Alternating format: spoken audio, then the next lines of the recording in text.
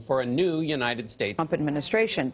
It reflects Israel's wish that Jerusalem be recognized as its capital. But the opening on the 70th anniversary of Israel's establishment provoked another day of angry Palestinian protests.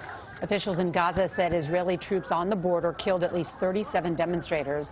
That would make this Gaza's deadliest day in nearly 4 years. The protesters want East Jerusalem to be the capital of a future Palestinian state. Let's go now to Seth Doan, who's inside the new embassy in Jerusalem. Seth, good morning.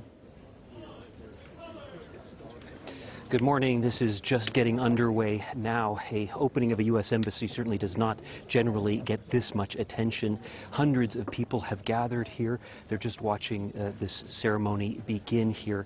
Is right in front of the U.S. embassy, the new U.S. embassy here in Jerusalem, where U.S. Ambassador David Friedman will be working from. The U.S. government, the Trump administration, says that this is simply recognizing a reality, that the U.S. government was already treating Jerusalem as the capital of Israel, and that this simply moves the embassy here. But Palestinians are outraged by it. They say that moving the embassy here shows the U.S. taking Israel's side in a city that is contested, that is claimed by both parties. Earlier in the day, we spoke with senators who are here as part of a congressional delegation. I have to speak quietly because they're now singing the national anthem here. We spoke with senators here who reminded us that it was a bipartisan Congress that had agreed in 1995 to move the U.S. embassy here, and that move had been delayed every 6 months because subsequently presidents every 6 months signed the security waiver to delay the move.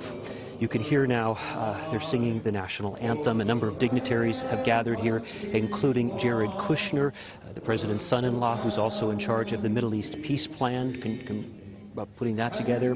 He will be speaking today. Ivanka Trump, his wife, is here, and also Prime Minister Benjamin Netanyahu, the Prime Minister of Israel, is here as well. Gail? Seth Doan reporting from Jerusalem. Thank you, Seth.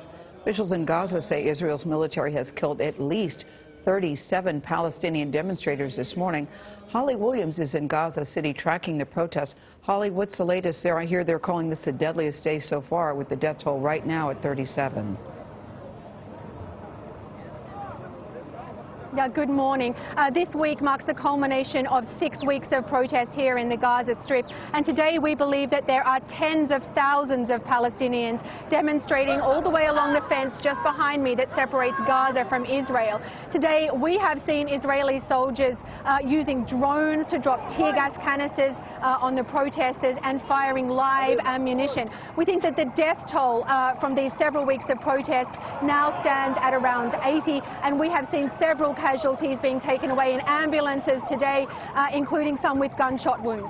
Now, most of the Palestinian protesters seem to be peaceful, but some are burning tires. We've seen young men throwing rocks with slingshots, and some are attempting to get across the border. Palestinians have condemned the move of the U.S. Embassy to Jerusalem, in part because they hope that East Jerusalem will one day be their capital if they ever get their own state. But I think these protests are also fueled by feelings of impotent anger. The Gaza Strip has been blockaded now for more than 10 years, and the economy here is on the verge of full collapse, according to the United Nations. John? Holly Williams for us in Gaza. Thanks, Holly. More Palestinian protests are going on in the West Bank, much closer to Jerusalem. CBS Evening News anchor Jeff Glor is in the West Bank city of Ramallah, in the middle of an exchange between demonstrators and Israeli troops.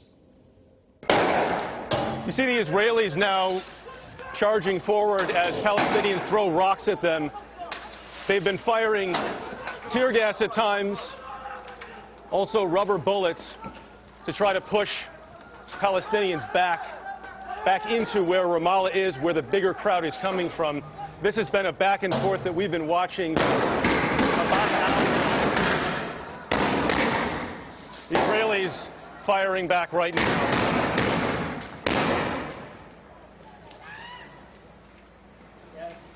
And now,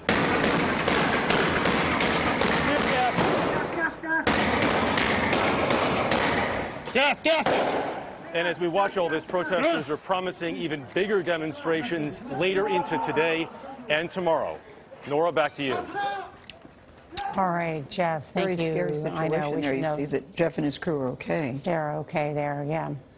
This is an extraordinary move in the Trump presidency. If you think about in the last 2 weeks, we've got a North Korea movement, you've got the ripping up of the Iran deal, and now this move, when President Trump talks about America first, that's kind of abstract. This is a concrete movement today that has led to a concrete reaction, and so we see the real permanent effects of the Trump doctrine now taking place right before our eyes. Fulfilling a promise. But it'll be interesting to see how this plays out, because critics of this move say that it puts, can you trust the word of the United States? Are we considered an honest broker going back on this?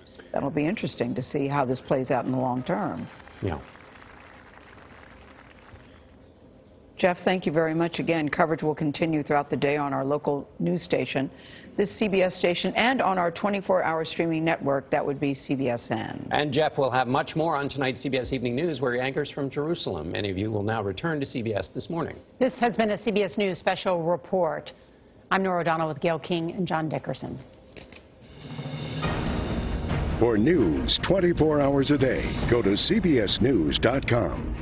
Think about where you are now and everything you've been through. 20 years in prison for a crime you did not commit. Have you been able to let go of the anger and maybe even forgive the system that incarcerated you? It's kind of complicated.